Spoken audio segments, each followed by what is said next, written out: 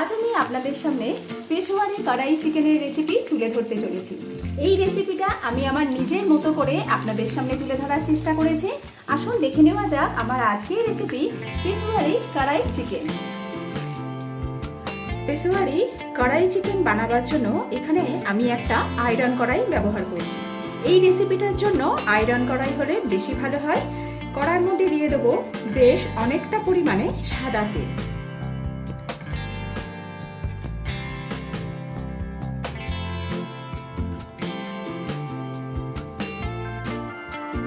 এবার এর মধ্যে আমি 2 টেবিল স্পুনের মতো ঘি দিয়ে দিচ্ছি। আপনারা চাইলে শুধু সাদা তেল অথবা শুধু ঘিও ব্যবহার করতে পারেন এই রেসিপিটার জন্য। তেল ভালো মতো গরম হয়ে গেলে এর মধ্যে আমি চিকেন অ্যাড করে দেবো। এখানে আমি 600 গ্রাম মিডিয়াম সাইজের পিস করে কেটে রাখা চিকেন নিয়েছি। এবার চিকেনটাকে এই তেলের মধ্যে দিয়ে দেবো।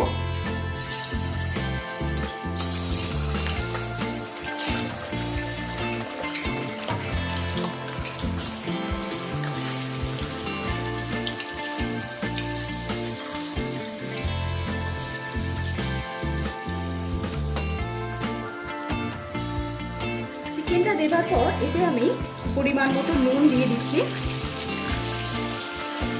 এবার মিডিয়াম টু হাই ফ্লেমে চিকেনটাকে একটু ব্রাউন করে আমাদের ভেজে নিতে হবে।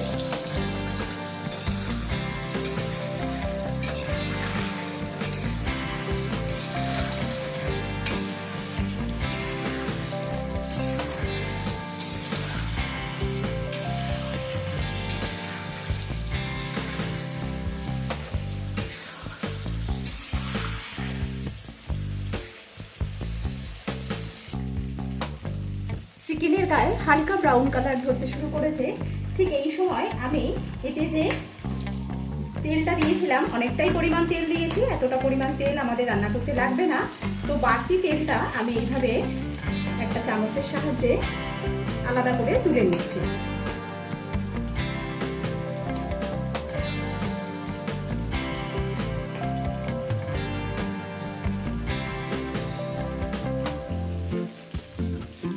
বাড়তি তেলটা তুলে নেওয়া হয়ে গেলে এর মধ্যে আমি 1 টেবিল স্পুন আদা রসুনের পেস্ট অ্যাড করে দিচ্ছি। এবার মাংসের সাথে আদা রসুনটা খানিকক্ষণ একটু নাড়াচাড়া করে নেব যাতে কাঁচা গন্ধটা চলে যায়। আদা রসুনটা ভালোভাবে ভেজে নেওয়া হয়ে গেলে, অর্থাৎ আদা রসুনের যখন কাঁচা গন্ধটা চলে যাবে, সেই সময় এর মধ্যে আমি হাফ করে কেটে রাখা বেশ কিছু টমেটো অ্যাড করে দেবো। এখানে আমি একটা বড় সাইজ আর 2টো মিডিয়াম সাইজের টমেটো নিয়েছি। এবার টমেটোগুলোকে এর মধ্যে দিয়ে দিচ্ছি।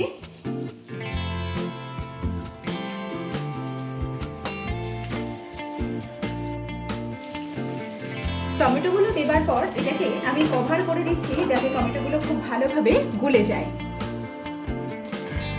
দেখুন টমেটোগুলো অনেকটাই গলে গেছে। এবার আমি কি করব, টমেটোর উপরে যে স্কিনটা রয়েছে এটাকে এইভাবে তুলে নেব, তুলে আলাদা করে নেব।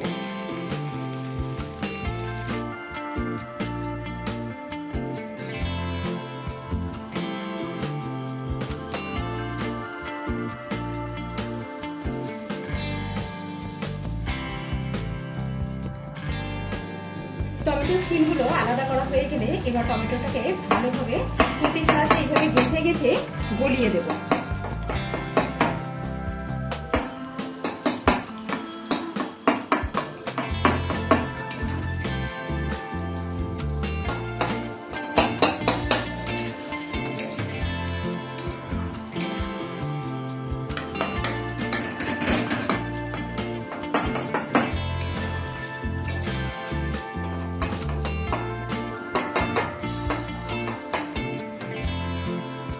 টমেটোটা খুব ভালোভাবে গলিয়ে নেওয়া হয়ে গেলে এর মধ্যে আমি বেশ অনেকটা পরিমাণ কাঁচা লঙ্কা কুচি অ্যাড করে দিচ্ছি।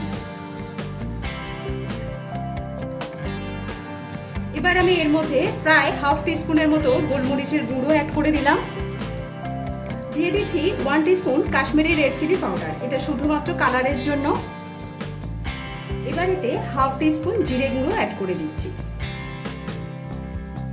সেই সাথে অ্যাড করে দিচ্ছি পরিমাণ মতো নুন। চিকেনটা ভাজার সময় আমি নুন দিয়েছিলাম, সেই বুঝে বাকি নুনটা অ্যাড করে দিলাম। এবার সমস্ত কিছু মশলা একসাথে খুব ভালোভাবে কষিয়ে নিতে হবে যাতে তেল ছেড়ে আসে।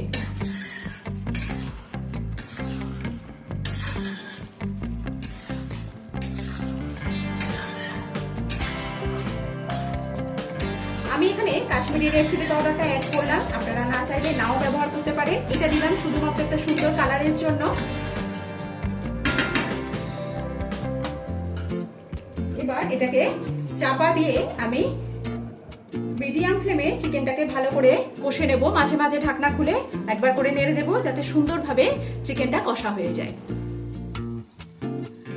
কিছুক্ষণ পর আমি ঢাকনাটা খুলে একবার নেড়ে দেবো।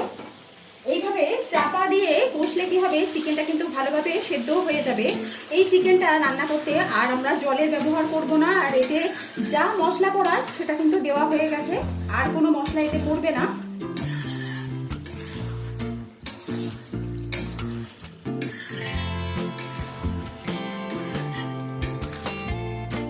একবার ভালোভাবে নেড়ে দিলাম, আবার এটাকে কভার করে দেবো।